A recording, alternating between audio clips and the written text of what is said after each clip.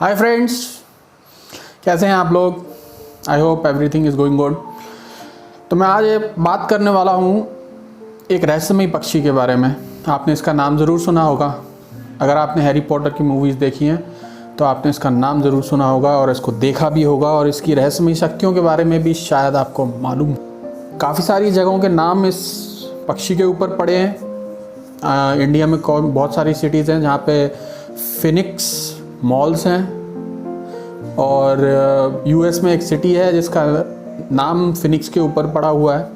तो काफ़ी पॉपुलर नाम है, और अगर आपने हैरी पॉटर की मूवी देखी है तो आप इसकी रहस्यमयी शक्तियों के बारे में भी काफ़ी कुछ जानते होंगे। तो हैरी पॉटर ने बेसिकली चीज़ों को ऑलरेडी बता रखा है, पर मेरा जो उद्देश्य है इस चीज़ को बताने का वो थोड़ा अलग है। मैंने इस पक्षी के गुणों को और इसकी जो एक ख़ास चीज़ है उसको मैंने अपने जीवन में काफ़ी बार उपयोगी पाया है, और मैं उन बातों के बारे में बात आज आपसे करना चाहता हूँ। और आप वीडियो में बने रहें। पहले हम जानेंगे इस पक्षी के रहस्यमयी शक्तियों के बारे में, और फिर हम बात करेंगे कि इस पक्षी से हमें सीखने को क्या मिलता है और इस पक्षी के गुणों को हम अपने जीवन में किस प्रकार उतार सकते हैं। चलें वीडियो में आगे चलते हैं। अब मैं आपको बताता हूँ इस रहस्यमयी पक्षी के क्या गुण हैं। गुण तो क्या है, मतलब ये रहस्यमयी पक्षी, इसमें रहस्य क्या हुआ, इस पक्षी का रहस्य क्या है। तो ये पक्षी एक ग्रीक माइथोलॉजी की एक बहुत ही प्रोमिनेंट स्टोरी है, और इसे और भी काफ़ी सारी जो सभ्यताएं हैं उनमें इस पक्षी के करीब करीब सिमिलर पक्षियों का वर्णन किया गया है।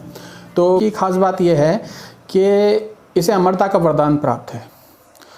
तो ये पक्षी बहुत सुंदर दिखता है, करीब करीब मोर जैसा लगता है, पर मोर से कहीं ज़्यादा सुंदर। इसके बिल्कुल ही, आपने हैरी पॉटर में अगर देखा हो तो देखने में बहुत ही सुंदर लगता है और बहुत ही प्यारा गाता है। तो ग्रीक माइथोलॉजी के हिसाब से कहें तो ये पक्षी अपना गाना गाते हुए और उड़ते हुए अपना मस्त था अपने उसमें। तो सूरज देवता की इस पे नज़र पड़ती है और वो देख के कहते हैं कि अरे इतना सुंदर पक्षी और इतना प्यारा गाता है, ये तो कुछ खास है। तो उन्होंने जब ये पक्षी को देखा उन्होंने कहा कि चलो इस पक्षी को मैं अमरता का वरदान देता हूँ। तो उन्होंने उस पक्षी को अमरता का वरदान दे दिया, और वो पक्षी उसके बाद सूर्य देवता का फ़ैन हो गया। एक तरह से कहें तो सूरज देवता उसके आराध्य हो गए। वो जो भी गाता था सूरज देवता के लिए गाता था, उड़ता था, अपनी मस्ती में रहता था और सूरज देवता के गुणगान करते हुए गाता हुआ मस्त रहता था। लेकिन इस पक्षी के साथ एक इशू था। इसकी जो हड्डियां थी वो अमरता के लिए नहीं थी। तो मतलब इसकी हड्डियां कुछ समय के बाद, मतलब जिस तरीके से स्टोरी में कहा गया है कि ये 500 साल के बाद इसकी हड्डियां इतनी कमज़ोर होने लगती थी कि ये उड़ना भूल जाता था, और उड़ना इसको मतलब मुश्किल लगने लगता था, और गाना भी इसका मध्यम हो जाता था। तो ये देखते हुए सूरज देवता इसके ऊपर थोड़ा सा जो है उनको दया आती है, और वो इसको कहते हैं कि तू अपने लिए एक घोंसला बना, उस घोंसले में अपने लिए एक चिता बना। और ये चिता बनाता है दालचीनी की लकड़ियों से और लोबान से, और उसमें बैठ जाता है। सूरज देवता उस चिता को प्रज्वलित कर देते हैं। तो जैसे ही वो पक्षी पूरी तरीके से प्रज्वलित हो जाता है और वो पक्षी वहाँ पे केवल राख रह जाती है, और जब वो केवल राख रह जाती है वहाँ से उदय होता है एक नए फिनिक्स पक्षी का।